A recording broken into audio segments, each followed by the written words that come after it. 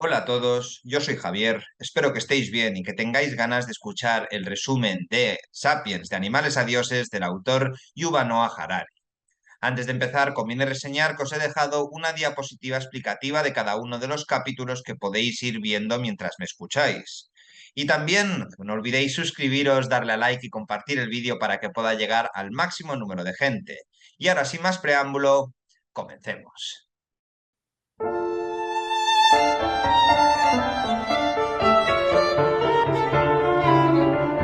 Parte primera, la revolución cognitiva. Capítulo primero, un animal sin importancia. Cuando los humanos evolucionaron por primera vez en África hace unos 2,5 millones de años, no eran más importantes que cualquier otro insecto o animal. Los humanos competían por los recursos entre sí y con otros animales. Durante muchos siglos los humanos permanecieron sólidamente en el medio de la cadena alimenticia. Comenzaron a cazar animales grandes con regularidad hace 400.000 años y saltaron a la cima de la cadena alimenticia hace unos 100.000 años. La domesticación del fuego y la cocción de los alimentos permitieron el desarrollo simultáneo de un tracto digestivo más corto y un cerebro más grande. El cerebro grande de los humanos usa alrededor del 25% de los suministros de energía.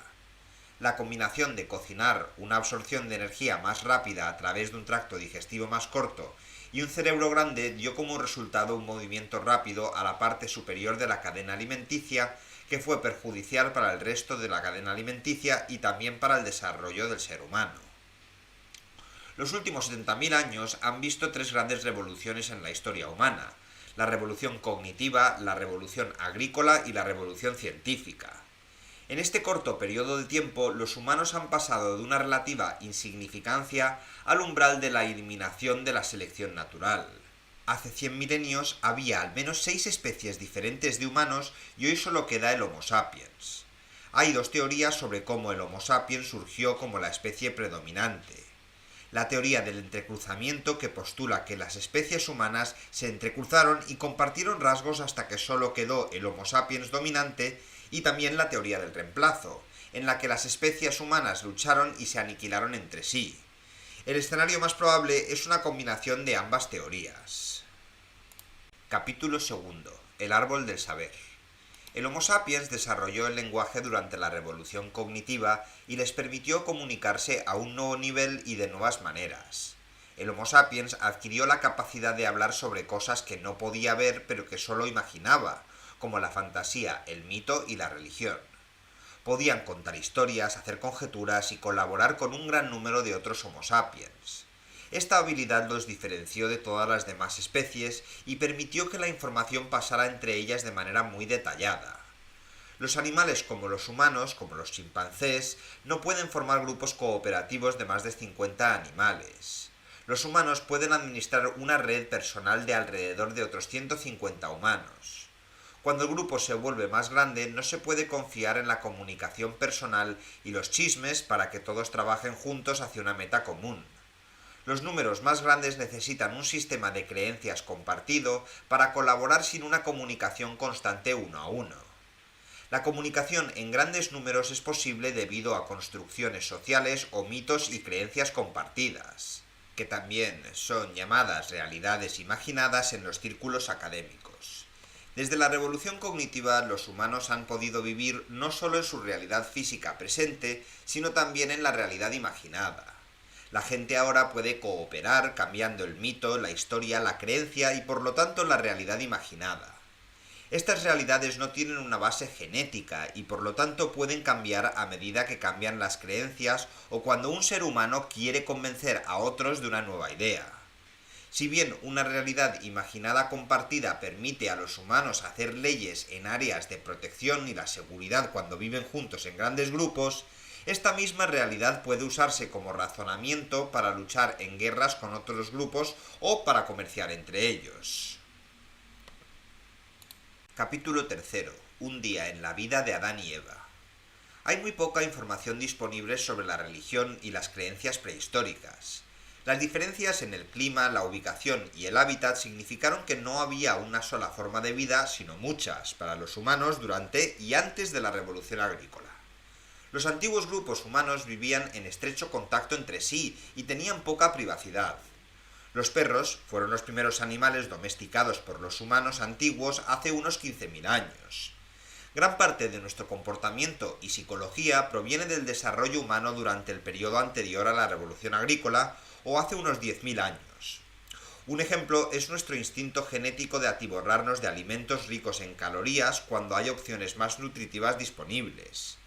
Los seres humanos de la época tenían mucho más conocimiento y comprensión de su mundo físico natural y su entorno que el que tenemos ahora.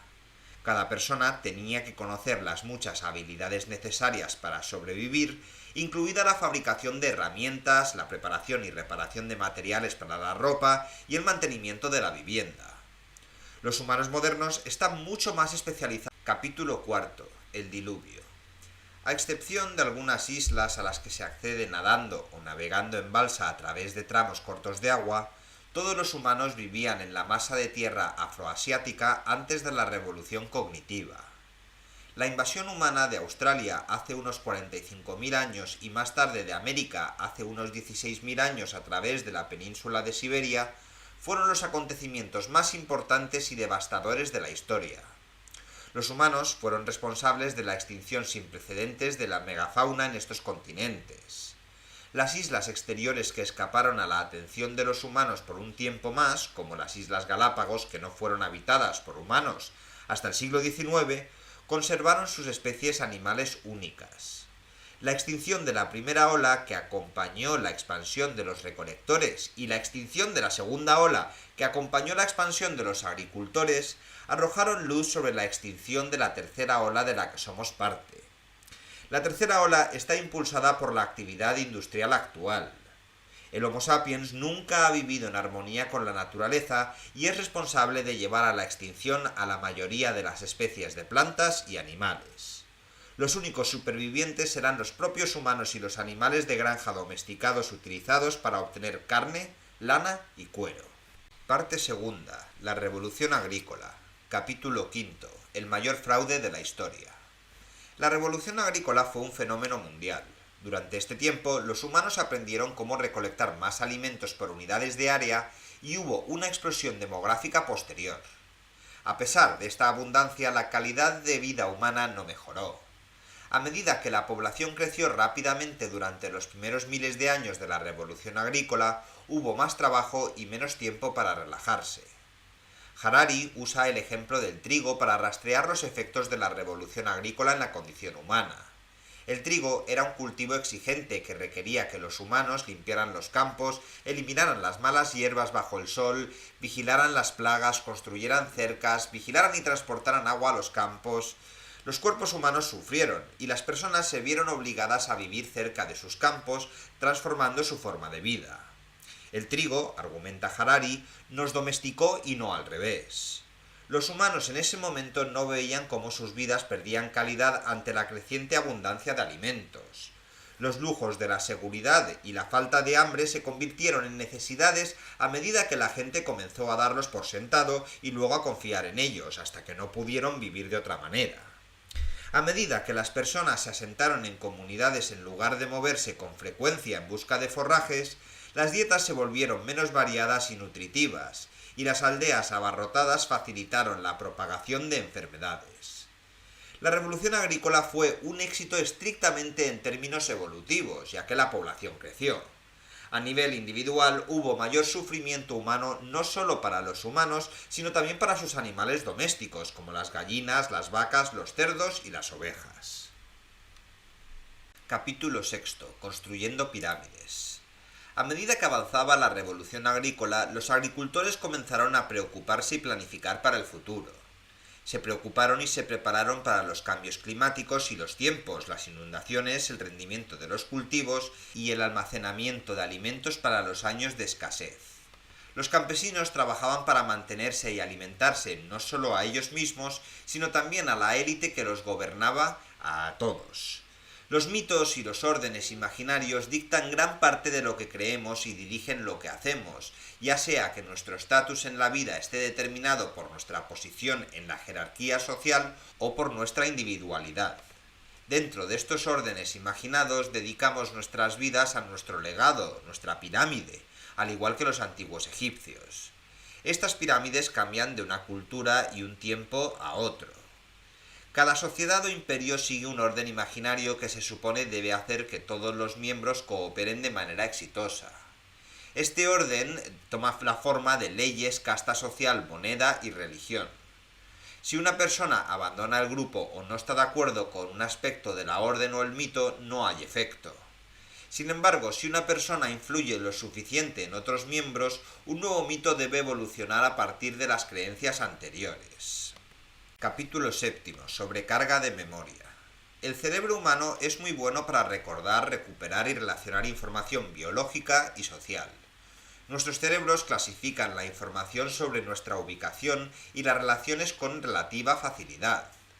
El mantenimiento de registros es más difícil, especialmente cuando grandes grupos de personas necesitan recordar información relacionada con el comercio y la propiedad.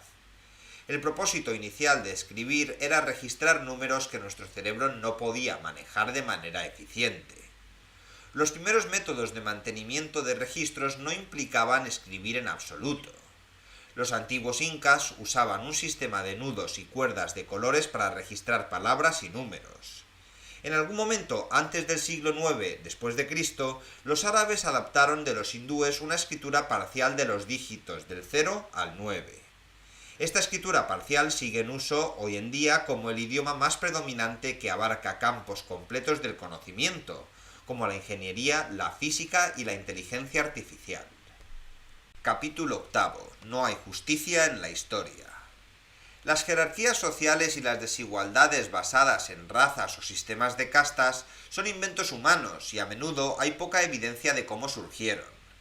A menudo son el resultado de antiguos conquistadores que plantearon la idea de que los dioses los habían ordenado para estar en una posición superior.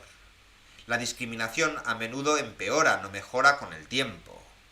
La mayoría de los pobres siguen siendo pobres no porque no sean inteligentes o inmorales, sino porque nacieron en familias pobres y no tienen las oportunidades que tienen los ricos. Asimismo, los ricos lo son porque nacieron en familias ricas. El tipo más frecuente de desigualdad y jerarquía se basa en el género. La superioridad social de los hombres sobre las mujeres es casi universal. No está claro por qué los hombres son más valorados, aunque hay 3 teorías en juego. Por un lado, la fuerza muscular o la idea de que los hombres han confiado su fuerza física superior para obligar a las mujeres a someterse. La agresión masculina, que teoriza que los hombres se involucran más fácilmente en la violencia y por lo tanto mantienen su dominio. Y los genes patriarcales, que apuntan a las diferentes estrategias de supervivencia y reproducción que han desarrollado machos y hembras y sugiere que los genes masculinos que sobrevivieron pertenecían a los hombres más agresivos y competitivos. Harari considera que las 3 teorías no son convincentes. Otras desigualdades basadas en el género, como la homosexualidad, también son de fabricación humana. Si un comportamiento es biológicamente posible, entonces es natural.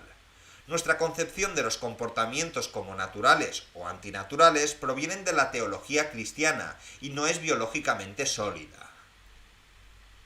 Parte 3. La unificación de la humanidad. Capítulo 9. La flecha de la historia. La cultura humana está llena de inconsistencias y a través de estas inconsistencias podemos esforzarnos por comprender el desarrollo y el progreso cultural. Actualmente tratamos de reconciliar la libertad y la igualdad en nuestra cultura, pero estas ideas chocan y no alcanzamos el ideal. A medida que la población creció y las sociedades se fusionaron y se hicieron más grandes, el orden imaginado se volvió más claro y estructurado. Los ciudadanos son adoctrinados casi desde su nacimiento para pensar de cierta manera y comportarse de acuerdo con estándares aceptables basados en las reglas y las regulaciones de la sociedad en la que nacen. Estos estándares ayudan a los extraños en la sociedad a entenderse, a predecir el comportamiento y a trabajar juntos en cooperación. La historia nos muestra que el planeta se está moviendo hacia una sola cultura. Cualquier división o separación es una desviación temporal. Capítulo 10. El aroma del dinero.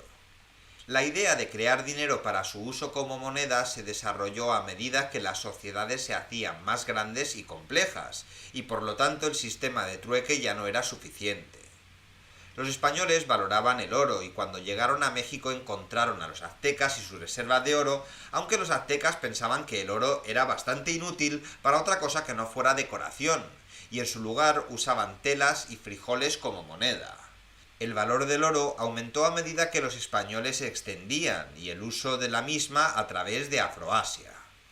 El dinero para usar como moneda es una idea puramente intelectual y este dinero tiene muy poco valor en sí mismo, si es que tiene alguno. Si bien históricamente el dinero existió en forma de conchas, cuentas o monedas de oro y plata, hoy en día la mayor parte del dinero son solo datos electrónicos y no tienen ninguna realidad física. Tiene valor solo porque creemos que tiene valor y confiamos en que todos los demás creen que tiene valor. Queremos dinero porque todos los demás quieren dinero. Capítulo 11. Visiones imperiales. Durante los últimos 2500 años, la forma más común de gobierno político ha sido el imperio. Los imperios han ido y venido generalmente no en base a levantamientos de ciudadanos reprimidos, sino a causa de cismas en la clase dominante o de invasores externos. Los imperios difunden la cultura y la mayor parte de lo que defendemos como nuestro patrimonio cultural fue impuesto a nuestros antepasados por un imperio conquistador. Esta herencia es una mezcla de arte, la historia y los sistemas políticos de los conquistados con los conquistadores para convertirse en una nueva cultura. A medida que el mundo avanza inexorablemente hacia un imperio global, las complejidades como el calentamiento global y los derechos humanos se convierten en preocupaciones del imperio colectivos, no para países individuales que las manejan individualmente. Capítulo 12. La ley de la religión. Después del dinero y el imperio, la religión es el tercer gran unificador. Con la revolución agrícola y la formación de comunidades y objetivos comunes, vino una revolución religiosa. Las primeras religiones eran politeístas, lo que significa que se caracterizaban por la aceptación de múltiples creencias, aunque en los tiempos modernos miramos al politeísmo como una religión de tiempos bárbaros.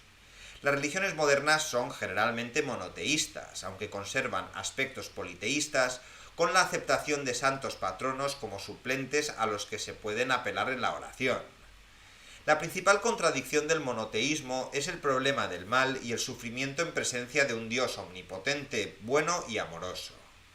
Otras religiones, el budismo por ejemplo, adoptan un enfoque diferente y tratan de calmar la mente y aliviar el sufrimiento descartando el anhelo, que se considera la fuente del sufrimiento. Las religiones de ley natural, más comúnmente denominadas ideologías, incluyen el capitalismo, el comunismo, el nazismo y el liberalismo. Son, al igual que la interpretación tradicional de la religión, también sistemas de normas humanas. Los últimos 200 años de ciencia han revelado que estamos sujetos a nuestro comportamiento según lo revelan las hormonas y los genes, y estos no están de acuerdo con el concepto religioso del libre albedrío. Capítulo 13. El secreto del éxito. La retrospectiva hace que las cosas parezcan claras e inevitables, pero para quienes viven durante un determinado periodo de la historia, el resultado es imposible de prever. Describir cómo sucedió algo contando los eventos que llevaron de un punto al siguiente es siempre más fácil que describir por qué sucedió algo. Encontrar las conexiones causales entre los eventos que condujeron a un resultado en particular a menudo es imposible. Determinar estas conexiones se vuelve aún más desafiante cuando uno está vivo durante el periodo en cuestión. El caos es una parte inevitable de la historia y hay dos sistemas caóticos. Los sistemas de nivel 1 no reaccionan a las predicciones, mientras que los sistemas de nivel 2 responden a las predicciones y se pueden preparar en función de estas predicciones. Un ejemplo de un sistema de nivel 1 serían los pronósticos meteorológicos. Cualquier predicción o modelo que hagamos sobre el clima no afecta el resultado meteorológico real. El aumento de los precios del petróleo es un ejemplo de un sistema de nivel 2. Cuando hacemos una predicción o un cálculo sobre el aumento de los precios del petróleo, podemos verlo en el mercado mundial del petróleo. A pesar de nuestro conocimiento o predicción, no hay pruebas de que la historia esté impulsando a los humanos a algún tipo de resultado beneficioso. No hay garantía ni modelo de que el bienestar humano aumente con el tiempo. Cualquier cosa que sea buena a corto plazo o para algún grupo de personas puede o no ser buena o eventualmente beneficiosa para todos nosotros. Parte cuarta. La revolución científica. Capítulo 14. El descubrimiento de la ignorancia. Desde que comenzó la revolución científica en Europa hace 500 años, el crecimiento y el cambio no han tenido paralelo. Los avances sin precedentes en la investigación científica, con sus suposiciones de la ignorancia humana, es decir, la suposición de que no sabemos todo y todo lo que creemos que sabemos puede demostrarse erróneo, han ocurrido porque la ciencia finalmente intentó responder a lo que la gente quería saber. Estas son las preguntas más importantes de la vida, ya que las tradiciones religiosas de conocimiento, por otra parte, suponían que lo importante ya se sabía. Debido a que la gente y la cultura modernas han sido capaces de admitir la ignorancia, ha habido más progreso científico y más conocimientos acumulados que en cualquier cultura anterior. La cultura moderna ensambla sus teorías y conocimientos utilizando el lenguaje de las matemáticas y las estadísticas, mientras que el conocimiento anteriormente se había transferido y transmitido de generación en generación en historias y textos religiosos. Este conocimiento es compartible y cada generación de estudiantes se beneficia del conocimiento compilado que ya está disponible. El conocimiento ahora se usa en una búsqueda no solo de la verdad, sino también de la utilidad. Cuanto más útil sea el poder del conocimiento, mejor será la ciencia. Esto es evidente en cómo la carrera armamentística militar impulsó el descubrimiento científico. Los intereses económicos, políticos y religiosos, no estrictamente la búsqueda del conocimiento, guían el flujo de dinero que financia la investigación científica y tecnológica. Capítulo 15. El matrimonio de la ciencia y el imperio. La producción de la ciencia y lo que se hace con los resultados de la investigación depende en gran medida de las realidades económicas y los intereses capitalistas. Los pequeños países europeos que tenían una ideología de exploración y búsqueda del conocimiento fueron los que descubrieron, conquistaron y formaron imperios mundiales que aún tienen influencia mundial, a pesar de que los chinos, los indios y los de Medio Oriente tenían una tecnología equivalente al comienzo de la revolución científica. Capítulo 16. El credo capitalista. Desde los albores del capitalismo, la producción per cápita ha aumentado considerablemente. El crecimiento vertiginoso se debe a la creación de crédito, que permite a los ciudadanos privados y a los gobiernos pedir prestado contra el futuro con la creencia de que el futuro será mejor y más abundante para todos. El aumento de las ganancias privadas promueve la reinversión de estas ganancias y por lo tanto aumenta la riqueza y la prosperidad de la sociedad en su conjunto. El principio principal del capitalismo es que se necesita crecimiento económico para asegurar la libertad, la felicidad y la justicia, y con la justicia, la felicidad y la libertad viene el crecimiento económico. El capitalismo no puede funcionar sin la ciencia, ya que los descubrimientos científicos y tecnológicos aseguran que el crecimiento continuo de la economía humana nunca se pare. Capítulo 17. Las ruedas de la industria. Las industrias crecen cuando crean riqueza no solo para los inversionistas, sino también para una comunidad o miembros de una nación. Históricamente, este proceso de crecimiento tardó en comenzar, ya que todo crecimiento estaba sujeto a la energía solar y al poder humano y animal, que estaban limitados por los suministros de alimentos, que a su vez estaban limitados por la fotosíntesis. Cuando se aprovecharon otras fuentes de energía y materias primas para crear riquezas y aumentar las inversiones, el mundo avanzó rápidamente hacia la industrialización y el crecimiento se disparó. La psique emocional tanto de humanos como de animales ha sufrido mucho debido a este crecimiento rápido y antinatural. Como argumenta la psicología evolutiva, las necesidades y los deseos moldeados en nuestro ADN no han desaparecido, aunque ya no sean necesarios para la supervivencia y la reproducción. Harari usa el ejemplo de un ternero enjaulado, cuya fuerte impulso de vincularse con su madre y con otros terneros surge de las necesidades de supervivencia y reproducción en la naturaleza, donde la leche materna y el cuidado serían necesarios para sobrevivir, y los terneros serían compañeros necesarios para reproducirse. Sin esas necesidades evolutivas, el ternero enjaulado sería inoculado contra enfermedades e inseminado artificialmente. Los impulsos del ternero seguirán siendo fuertes y el animal sufrirá si no se satisfacen. Capítulo 18. Una revolución permanente. Más personas mueren cada año por accidentes y suicidios que por guerras y por crímenes violentos. La mayoría de las personas en el mundo de hoy viven en relativa paz y seguridad, libres de amenaza de guerra. Si bien persisten las guerras civiles y las escaramuzas, las guerras internacionales total se han vuelto costosas y los beneficios económicos se han reducido, prefiriéndose en su lugar el lucrativo comercio internacional. La proliferación del armamento nuclear hace que la guerra a gran escala sea un suicidio colectivo y por tanto de poca utilidad. Hoy los países se guían por la necesidad de crear riqueza y obtener recursos para satisfacer las necesidades de su población. Capítulo 19. Y vivieron felices para siempre.